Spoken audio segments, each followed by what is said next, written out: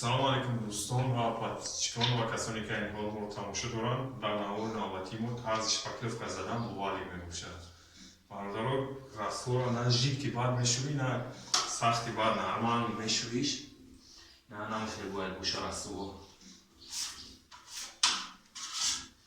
باز اون میزنیم شما تماشا کنیم بعد اون لایک حدثت سرایتون ها برو رفتیم.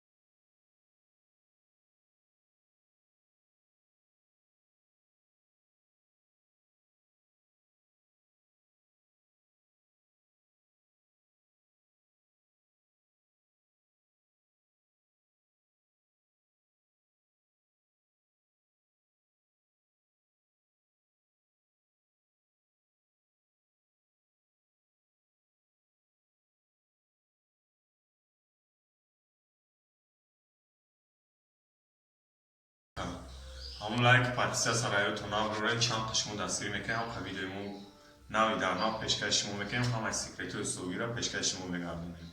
شما وقتون یچی را میفهمین یاد میگیرین این نوار ویدیوی ما. خلاصه پناه هم وقت رو برادرو مثلا هم لایک بینید اگه چپالا خیلی داره بگیرینش.